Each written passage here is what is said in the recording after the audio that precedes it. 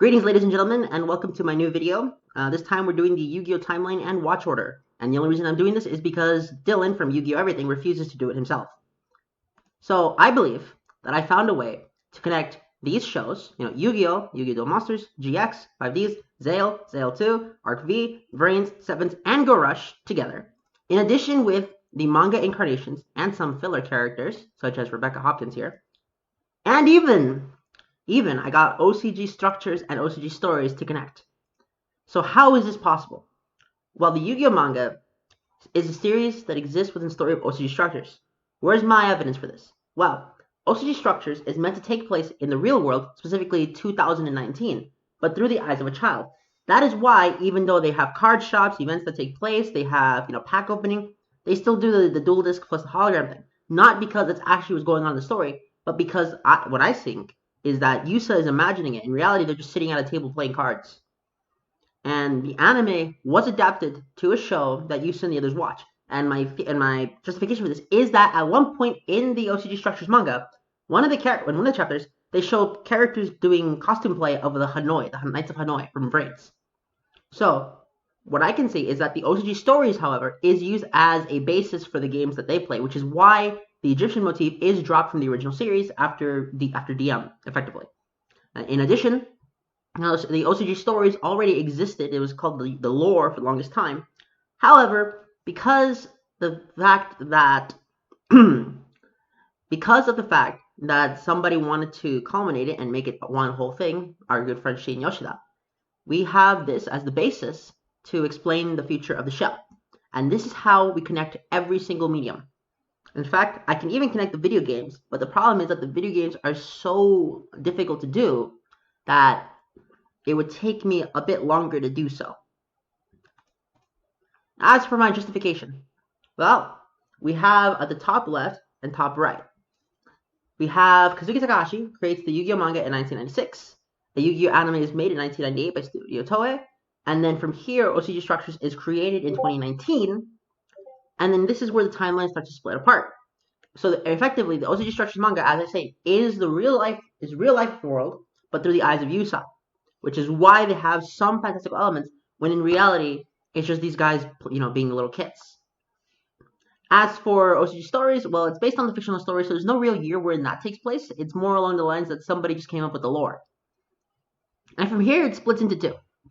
We're going to go with the anime first, and I'll explain a few things. So I believe that 1996 is when Yu-Gi-Oh! Toei takes place.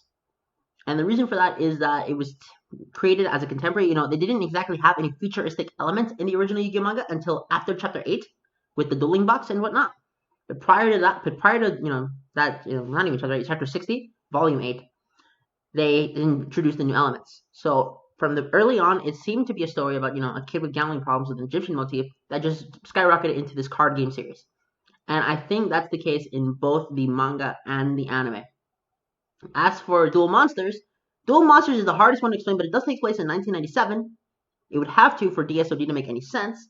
But let me explain my basis for this, my justification for this. We know that our friend Yugi here is a freshman in high school, a 10th grader, in 1996, and we know that the card game came out when he was in 3rd grade, so that means in 1989, the card game came out. In 1983, and a few other times prior, he was, a young child. The idea is that Pegasus went back in time, and not Pegasus, not my apologies. It's not that Pegasus went back in time. Instead, the idea is that if you go look at the time, you can see how this all justifies, and you can see that the technology that they use in the context of the series is aligned with the technology used during this era. Not perfect, mind you, but for the most part, it lines up until, the Duelist Kingdom, where it starts to become a bit more futuristic. But only slightly. You can still tell that it was the 90s, maybe early 2000s if you want to justify it that far, but then that would have to push back Yu-Gi-Oh! GX. In addition, one thing that I will not be doing is going over each and individual sections of the lore regarding the, Horakti, Zork, Atlantis, the Numeron code, none of that. Unless it's important to connect the story, I mostly will be ignoring the story of the individual shows and going through it in the context of the order of the show, just so they can connect. So from Duel Monsters 1997, we go to 2004, and we know it's 2004 in GX because on the transcripts we see the year 2004. The one thing I'm assuming you've seen this series. Okay, I am assuming that you've seen this because I don't want to end up like what happened to Yu-Gi-Oh! Everything, where his channel got striked by Studio Gallop because he had a lot of clips from the show. I don't want that to happen. So I'm actually taking a risk by having the Rebecca Hopkins here. But other than that, it's pretty much safe for me. I'm also talking over this. So GX, if you look at the transcripts back in season 1, there's a scene with 2004, and we know that Yuudias stays at Duel Academia for 3 years, so it ends at 2007. And then from here we go to Yu-Gi-Oh! 5Ds, wherein if you watched Yu-Gi-Oh! 5Ds, you know that the Mech Lord War took over, destroyed the world, and that they went back in time, the Mech Lord Emperors, to duel Yusei. Yusei defeats the Mech Lord Emperors. And then this is the first part where I kind of had to steal it from Yu-Gi-Oh! Everything because I don't have any other way to connect this. Not that I'm aware of, unless someone would like to tell me. But since time travel was justified in 5Ds, we can use it excuse to say that at some point after the end of 5Ds, after 2024, they went back in time again to kill Kaiba because they realized that it's true what Paradox said, that the cards were what caused the destruction. Well, most likely it was Kaiba Core because of the MIDS that caused a momentum incident, and that is why it seems to stand to reason that Kaiba has to be killed in order for Zexal to happen, or Kaiba had to have died of some other cause. So Zexal takes place, although I know it's 2021, 2024. If you look at the street signs in the anime, even Legacy of the Duelist has the street signs. You'll know it takes place in 2021 and ends in 2024. And we get to, and also we get to see, the adult versions of Ru and Ruka. We get to see Dr. Aki, Policeman Crow, Champion Jaku, and Yusei. I think we don't actually see him in the time skip, but I think it's implied that he became a scientist.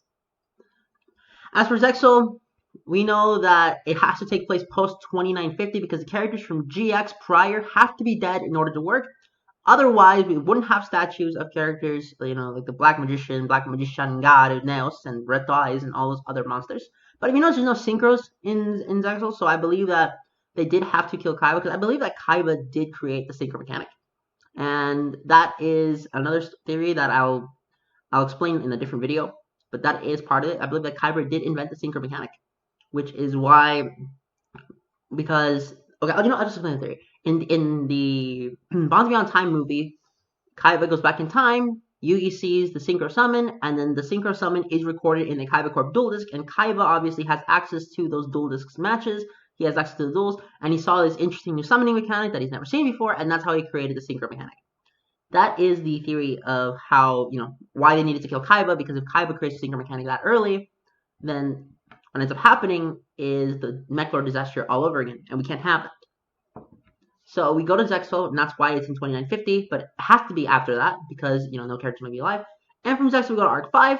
So before, and we don't have an exact date for Arc 5 at any point, although we do know that at some point they use the solid light dual discs, which are actually really cool. And the way that this works is that we know that at some time in Zexal, Akabaleo had to have connected the worlds of Zexal and 5Ds. So he built not a dimension transporter, but a kind of like what Kaiba did in DSOD, where he can travel between the dimensions, but not the time. He did that so he can get to Zexal to 5Ds. However, these aren't separate dimensions. These are technically the same dimension, just in a different timeline. And it's a bit hard to think about, but that's how it will be justified. And that's how Arc V begins. Then, as we all know, Zark and Ray have their big bad fight. And here's where I believe this is the biggest speculation. Oh shoot. So this is the biggest section of the speculation that involves the actual story. And the idea is that after Ray and Zark split the world, I believe that Ray separated it into Fusion, Standard, Synchro, Xyz, and while it says Link there, I believe it's the Ritual dimension. And although you only see 4 dimensions in the story of Arc 5, if you go back to the intro of Arc 5, it's either Pendulum Beat or the one prior, you'll see when they're talking about the 4 boys with this identical face, that behind Joetti there is an entirely new, kind of like a Milky Way cluster, kind of like another dimension, that we never see in the story. Although, if I remember correctly, our friend Zark says, "Behold the dragon that sleeps within the 5th dimension." I believe that dimension becomes a Link dimension from the Ritual dimension. But in order for that to work, we need to know the story. So we know that, Ray and Zark split the world, and I believe that Zark and Ray grab duelists from different eras in order to populate the dimensions, which is how we have GX characters, 5D's characters, and Zexal characters all under the same story. Kaito, Jaku, Edo, and so on and so forth. However, the reason there are no protagonists is because Zark's not an idiot. Why would Zark revive the 4 people? Why would Zark even allow Ray, hypothetically? Because let's say Ray revives people instead of Zark. Why would Zark allow anybody to revive any of the 4 duelists? Yugi, Atem, actually 5, because Yugi and Atem are 2 different people, or Judai, or Yusei, or Yuma, because that would be a really bad idea. Okay, that would be like reviving. That would be like a lightweight reviving Mike Tyson in his prime, just to have a fight with him to prove he's the best. You wouldn't do it. And throughout the story of Arc 5, that Fusion, Standard, Synchro, and XCs end up being made pathways to each other so you can travel freely, and the Standard Dimension at that point becomes the Pendulum Dimension. And that's where I believe the current ending of that takes place, and this is, I think, Arc 5 and prior have ended here. Now let's look at the blue pathway, because we've been going on the yellow and orange and purple pathway. The blue pathway here creates the manga of Yugioh, the manga of GX follows soon after, and then after Yugioh, instead of GX, we go to DSOD. And DSOD Kaiba creates the duel link system. And since the duel link system we know can connect to different worlds thanks to the phone game, I believe that the duel link system in the manga continuity is where the the manga of 5Ds, Zexal, and Arc 5 all take place. In addition, I believe that this is how we get to a future with Link Brains, and this is where we get into the brains. I believe that Link Brains is an extension of Kaiba's original Duel Links project. In addition, because of the fact that in the manga continuity the Shadow Games did end, not technically, but that's the idea, there is no magic in Brains because the magic left when the Pharaoh passed on to the afterlife back in the original Yu-Gi-Oh manga. So this is going to be the hardest part to get. From Link, which was originally the Ritual Dimension, we go to the 7th manga and 7th anime. How? Why would it not be in the Duel Link system? Well, if you recall back to the final episode of Yu-Gi-Oh! Brains, we see a scene where Ai talks about the future of what if he survived and what would happen to Yusaku and the other characters, and we see a scene that's actually pretty messed up for Yu-Gi-Oh! Where a bunch of military-style tanks show up and gun down our friend Yusaku. Issue being that Yusaku, he kills Ai supposedly. Or does he? I believe that prediction came to fruition upon the end credits where we see that Ai's eye revived. And what that means is that while we have an open ending, I believe that the reason they did it that way is because they did want to end Yu-Gi-Oh! That way, as a farewell to Studio Gallop, but they couldn't do it because some of the producers were against it, or some other obstacle got in the way and interfered with that plan.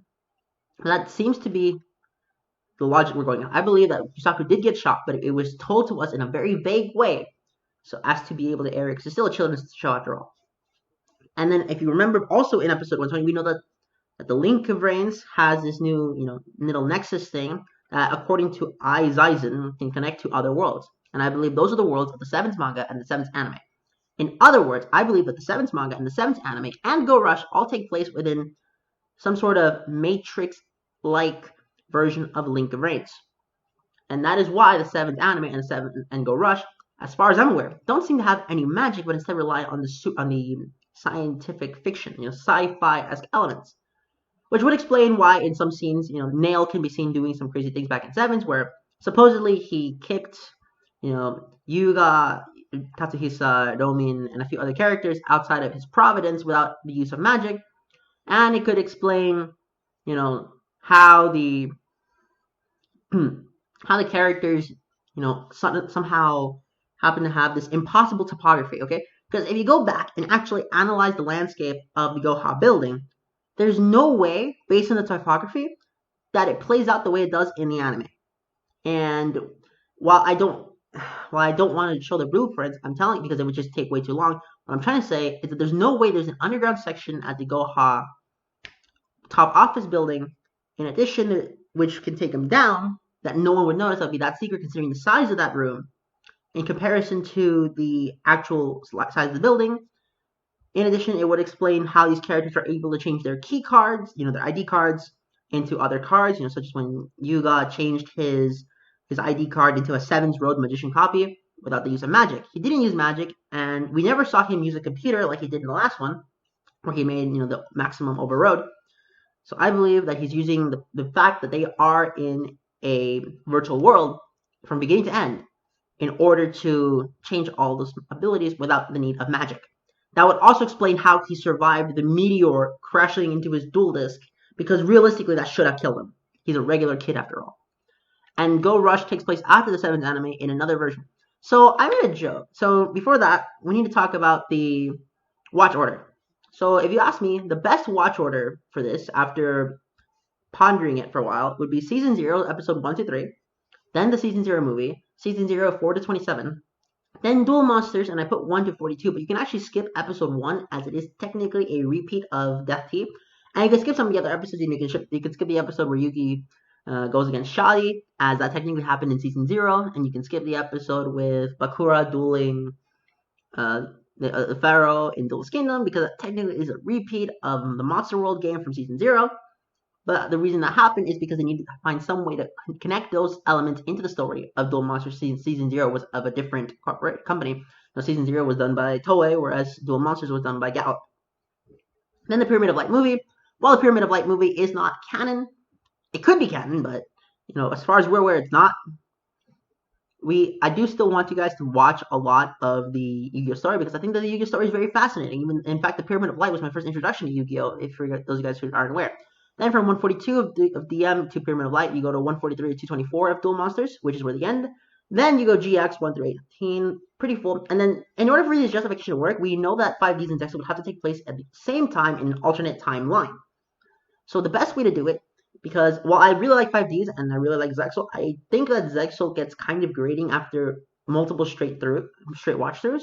And I know this is mostly an opinion, but even then, for the sake of making it balance out better, and for the sake of having the Arc 5 events linger better in your head, it's better to watch 5D's episodes 1 to 67 in one go, then Zexal 1 to 73, then the 5D special Buster Mode Stardust vs. Red Demons, then 5D's 68 to 97, then Bonds Beyond Time, because that's when Bonds Beyond Time would realistically take place, then Zexal 2 1 to 73, and I say this here again, but they take place at the same time, lore-wise, but in different world lines. The world lines are just timelines. I just took the line from Steins Gate, same dimension but a different timeline.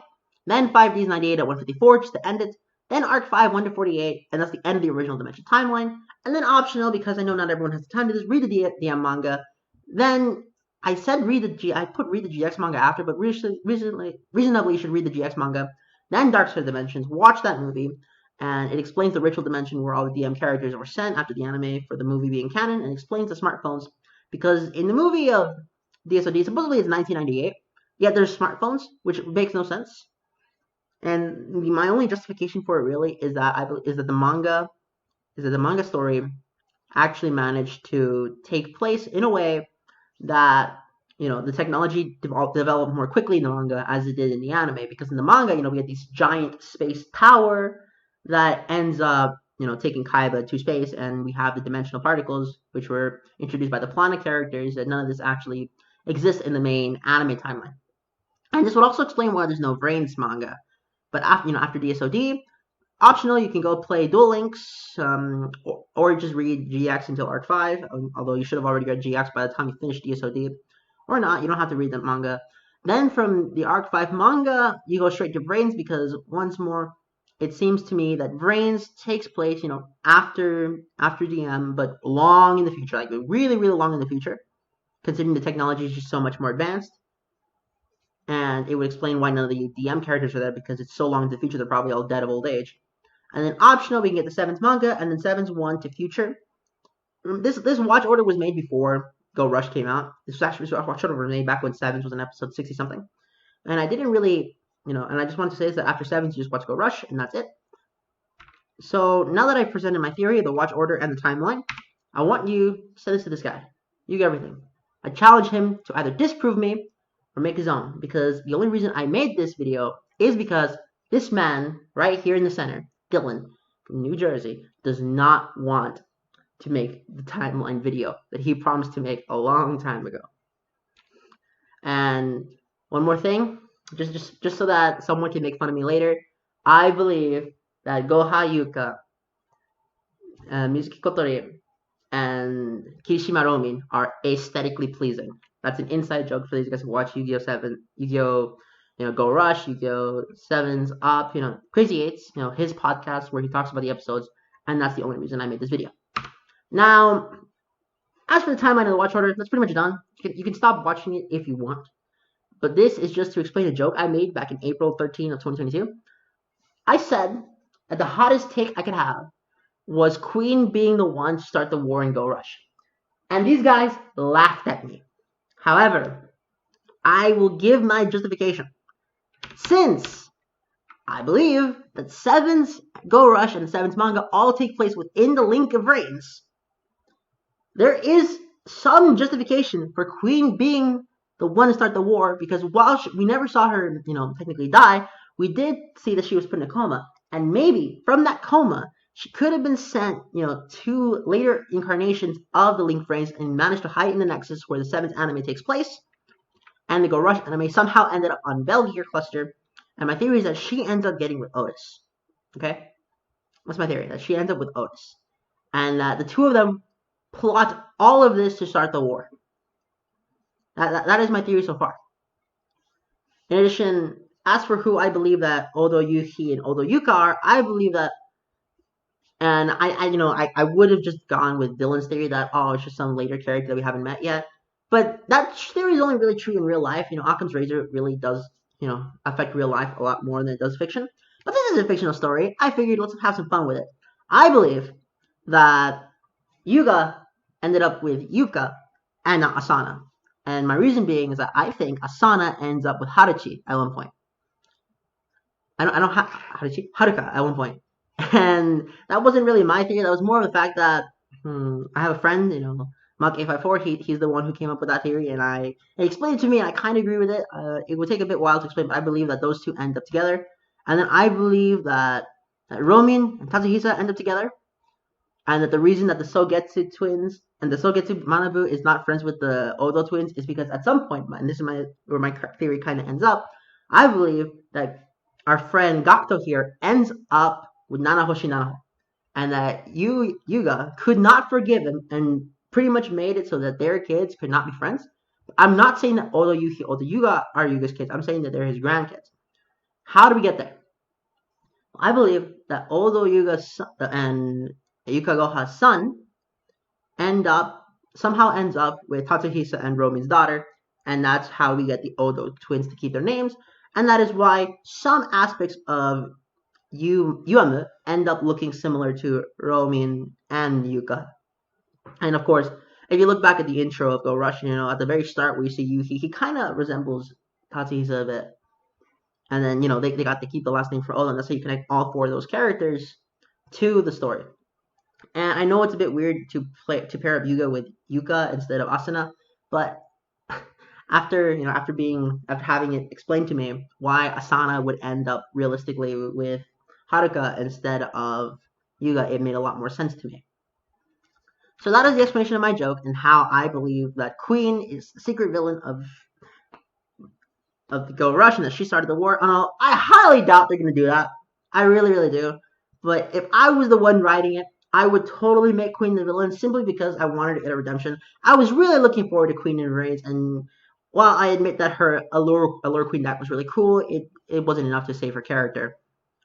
As for the chess pieces, because, Dylan and Crazy Eight's episode 2 podcast decided to say that Reigns was the biggest disappointment, that I actually liked the Soul Technology arc. Well, if you remember back in Reigns, you know that the chess pieces were just investors. Not all of them were involved. A lot of them were. We know the king was involved and so on and so forth, but only Queen really made her move because the other investors probably pulled out of Soul Technologies after they saw how easy it was taken out by the Hanoi. And that is my justification for why the chess pieces are not in most of Reigns towards the end, with the exception of Queen. So once more, I challenge this man, okay? Will he defeat me and prove my theory wrong or come up with a better theory than me?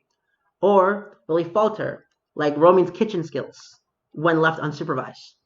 Who knows? Anyways, thank you guys so much for watching, and I hope you all enjoyed. Thank you.